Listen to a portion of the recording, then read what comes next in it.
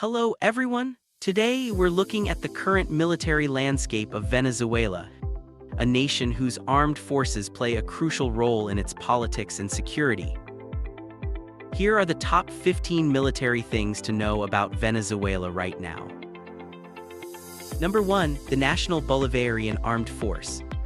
This is the overall umbrella for all military branches. It's not just an army, it's a central pillar of the state, deeply involved in the nation's political and economic life.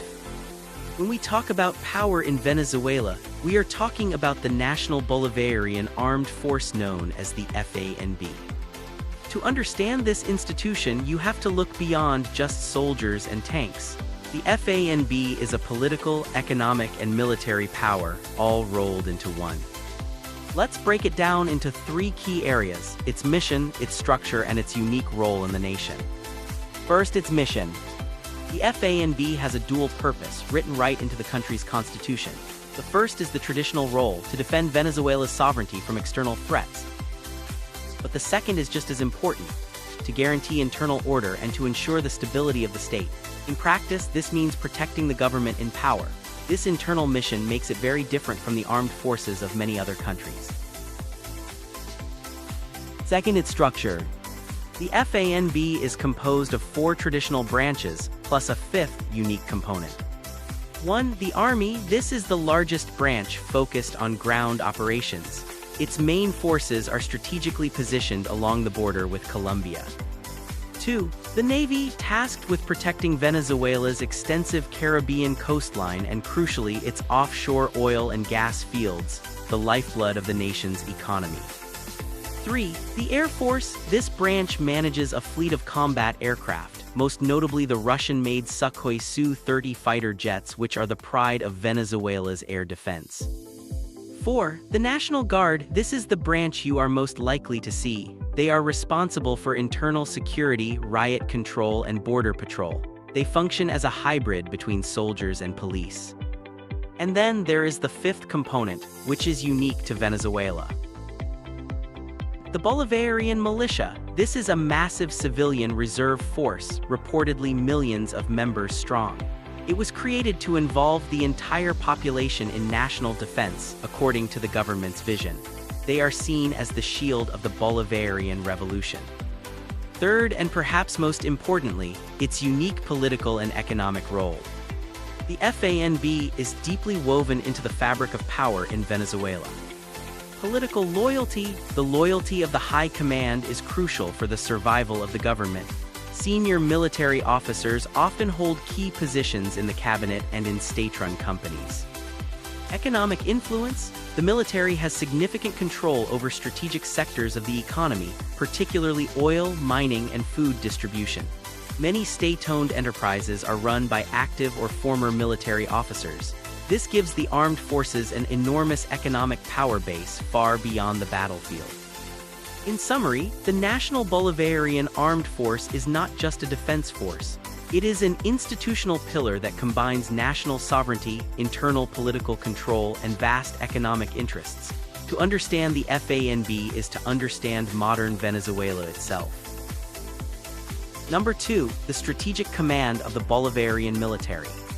Think of this as the brains of the operation. This unified command coordinates all 4 branches: Army, Navy, Air Force, and National Guard to defend the nation. Number 3. The Venezuelan Army.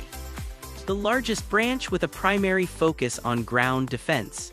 Its main forces are concentrated along the border with Colombia, a region of historical tension. When we picture the military might of Venezuela, the first and largest image that comes to mind is the Venezuelan Army. Known officially as the National Bolivarian Army of Venezuela, it is the bedrock of the country's armed forces.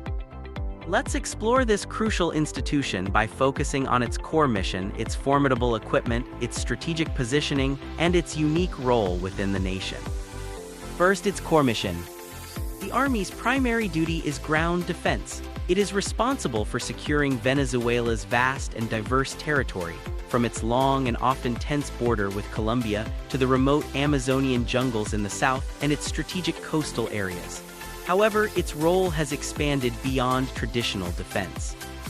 In recent years, it has been deeply involved in internal security operations, often working alongside the National Guard to maintain public order, a reflection of its central role in preserving the state. Second, its firepower and equipment. The Venezuelan army is not a light infantry force, it is a heavily mechanized military power. Its backbone is formed by a formidable fleet of main battle tanks. This includes hundreds of Russian-made T-72s and more modern T-90s, which give it significant punch in a regional context. This reliance on Russian hardware is a defining feature. Beyond tanks, it boasts a vast array of armored personnel carriers, advanced artillery pieces, and short-range ballistic missile systems, making it one of the most heavily armed forces in Latin America. Third, its strategic positioning. You can tell where a nation perceives its greatest threats by where it stations its best troops. For Venezuela, that direction is west. The army's most capable and numerous units are concentrated along the 1,300-mile border with Colombia. This deployment is a response to decades of historical tensions, cross-border incidents, and the ongoing conflict with illegal armed groups and smuggling operations. It's a static but powerful defensive line. Finally, its unique political and economic role. To understand the Venezuelan army is to understand that its influence stretches far beyond the barracks. Senior army officers are not just military leaders, they are key political players. Their loyalty is considered essential for the stability of the government. Furthermore, the army has a significant footprint in the economy. High-ranking officers often control key ministries and, crucially, manage vital state-run companies in sectors like oil, gas, and mining. This gives the army a massive economic stake in the status quo, blurring the lines between military duty, political power, and business interests. In conclusion, the Venezuelan army is much more than a collection of soldiers. It is a powerful, heavily armored institution that serves as the nation's primary ground defender, a political pillar for the government, and a major economic actor. It is, without a doubt, the foundational force of Venezuelan power. Number 4, the Bolivarian militia. This is a massive civilian militia, millions strong, created to support the regular forces. They are a key element of the government's concept of a nation in arms. Number 5, Russian-made military hardware. Venezuela's arsenal is heavily reliant on Russian equipment. This includes advanced Sukhoi Su-30 fighter jets and T-72 tanks, which form the core of its modern combat power.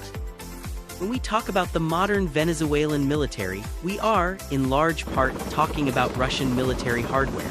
Over the past 2 decades, Venezuela has become one of Russia's key defense partners in the Western Hemisphere, transforming its arsenal from a mostly Western-equipped force into one that mirrors Moscow's own. This shift isn't just about buying weapons, it's a strategic partnership that sends a clear geopolitical message. Let's look at the key pieces of Russian equipment that form the backbone of Venezuela's defense. First and most visibly in the skies, the Sukhoi Su-30 fighter jet. This is the crown jewel of the Venezuelan Air Force. The Su-30 is a powerful, long-range, twin-seat fighter capable of both air-to-air combat and striking ground targets. For Venezuela, this jet represents a quantum leap in capability, allowing it to project power across the region and defend its airspace against what it perceives as potential threats. It is a direct answer to advanced aircraft in neighboring fleets. On the ground, the backbone is the T-72 and T-90 battle tanks. Venezuela has hundreds of these Russian main battle tanks. The T-72 is a proven Soviet-era design, while the more modern T-90 offers better armor and firepower. These tanks give the Venezuelan army a formidable armored fist, making it one of the most heavily mechanized forces in Latin America. They are a central part of the army's strategy for defending its vast borders, particularly the plains along the Colombian frontier. Then we have the air defense systems, which are crucial for Venezuela's military doctrine. This includes the S-300VM anti-2500 system. This is a high-end, long-range surface-to-air missile system designed to shield entire regions from aerial attack, including aircraft and even some ballistic missiles. It creates a protective bubble over strategic sites like the capital, Caracas, and critical infrastructure. Complementing this are shorter-range systems like the Buckham-2 and a vast number of man-portable Iglesias air defense missiles, creating a layered defense network that would be challenging to penetrate. But the cooperation goes beyond just selling equipment. It includes attack helicopters, like the Mi-35M Hind, a gunship designed for crushing ground targets and providing close air support for troops. Small arms? Venezuela even built a factory to produce Russian-designed AK-103 assault rifles, aiming to make its infantry self-sufficient with the iconic Kalashnikov platform. Training and maintenance. Russian technicians and advisors are believed to be deeply involved in maintaining this complex equipment and training Venezuelan forces to use it. In conclusion, Venezuela's investment in Russian military hardware is a defining feature of its national security strategy. It's not just a shopping list, it's a strategic alignment. This arsenal of Sukhoi jets, T-90 tanks, and advanced S-300 missiles serves two purposes. It deters external adversaries and solidifies a key partnership with a global power, firmly placing Venezuela within Moscow's sphere of influence. Number 6. The FANB's political role. The military's loyalty is paramount. The High Command has consistently supported the ruling party, making it a decisive player in the country's political stability. Number 7. The National Guard. This is a unique force. While part of the military, it handles internal security, border control, and public order, often being the most visible armed presence for citizens. Number 8. Control of strategic resources. Senior military officers often hold key positions in vital state-run companies, particularly in the oil and mining sectors. This gives the armed forces significant economic influence. Number 9. The Venezuelan Air Force. Beyond the Russian Sukhoi, this branch operates a mix of American and Chinese aircraft. Its primary mission is to protect Venezuelan airspace. Number 10. The Bolivarian Navy. Tasked with protecting Venezuela's extensive Caribbean coastline and its claimed offshore oil and gas fields, the Navy is a key player in maritime sovereignty disputes. Number 11. The Guyana Essequibo dispute. This is a major ongoing territorial claim. The Venezuelan military regularly conducts exercises and maintains a posture focused on the border with Guyana, keeping this long-standing issue active. Number 12. Cuban influence and advisors. For years, Cuba has provided tactical and strategic advisory support, deeply influencing Venezuela's military intelligence and doctrinal frameworks. Number 13. Anti-US and anti-Colombian posture. Military doctrine and public statements are often framed around defending against a potential imperialist threat, primarily from the United States and its regional allies. Number 14. The military in the drug war. Venezuela has been labeled a narco-state by some U.S. officials. Several high-ranking military and government officials have been indicted on international drug trafficking charges. And finally, number 15. The doctrine of asymmetric warfare. Facing a potential conflict with a more powerful foe like the United States, Venezuela has trained extensively in asymmetric warfare. Think guerrilla tactics, using terrain and irregular methods to counter a technologically superior enemy. So, from its Russian jets and massive militia to its deep political and economic involvement, the Venezuelan military is a complex and powerful institution, central to understanding the country's current situation.